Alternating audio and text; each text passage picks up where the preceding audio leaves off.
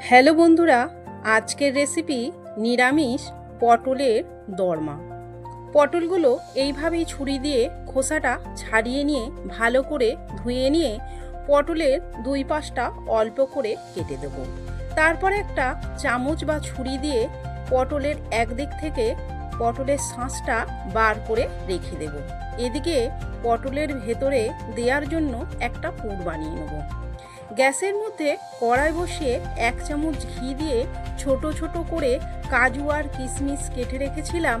এবার এটা ঘিয়ের মধ্যে দিয়ে একটু ভেজে নিয়ে জল ঝরানো ছানা দিয়ে স্বাদ মতো নুন, চিনি, অল্প কাশ্মীরি লঙ্কা গুঁড়ো আর এলাচ গুঁড়ো দিয়ে এই ছানাটা ভালো করে নেড়ে মাখো মাখো করে নেব।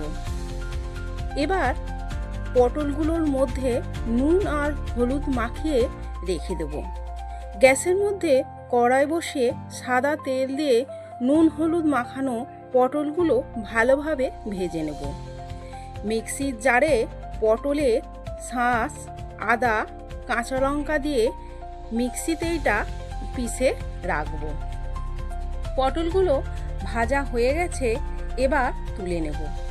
এবার ওই কড়ার মধ্যেই 1 চামচ ঘি দিয়ে এলাচ থেতো করে আর মিক্সিতে যে পটলের শাঁসটা পিষে রেখেছিলাম সেটা দিয়ে স্বাদ মতো নুন, হলুদ গুঁড়ো, লঙ্কা গুঁড়ো, কাশ্মীরি লঙ্কা গুঁড়ো, ধনে গুঁড়ো দিয়ে ভালো করে একটু নেড়ে নেব।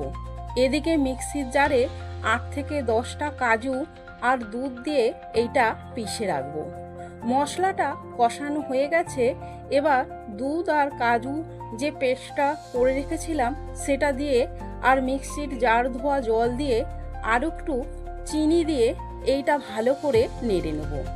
ছানার পুরটা ঠান্ডা হয়ে গেছে, এবার পটলের ভেতর এইভাবে পুরগুলো ভরে দেব। এদিকে মশলা কষানো হয়ে গেছে, এবার দুধ দিয়ে দেবো। ফুটে উঠলে পুর ভরা পটলগুলো দিয়ে নেড়ে 5 মিনিট চাপা দিয়ে রেখে দেব। গ্যাসটা লোতে রাখবো।